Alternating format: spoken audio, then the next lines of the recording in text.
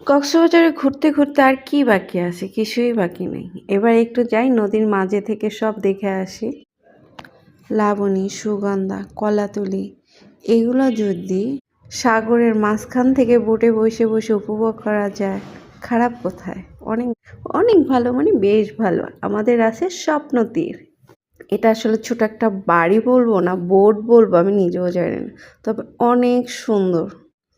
কক্সবাজারে যাব আর স্বপ্ন তীরে উঠে পুরো কক্সবাজার সাগরের মাছ থেকে দেখবো না, এটা কি হয়? ওঠার সাথে সাথে আমাদেরকে ওয়েলকাম ড্রিঙ্কস দিল, অনেক মজার ছিল। এখানকার খাবার দাবার আসলে অনেক মজার।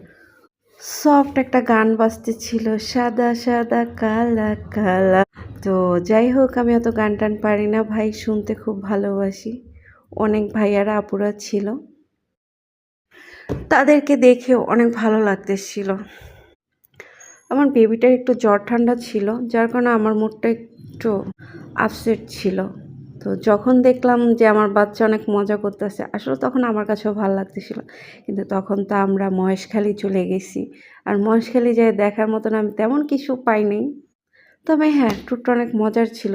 আমার কাছে বোটটাই বেশি ভালো লাগছে। বোটে বসে সাগর দেখা, সাগরের সাইডে কত কিছু আছে, এগুলো উপভোগ করতে কার না ভালো লাগে। সবচেয়ে মজার কথা হচ্ছে লাবণী বীচ, সুগন্ধা বীচ, ওখান থেকে যে স্পিড বোটগুলো আসতেছিল এত স্পিডে, ওগুলো দেখে আমার তো হুশ ওড় গায়া।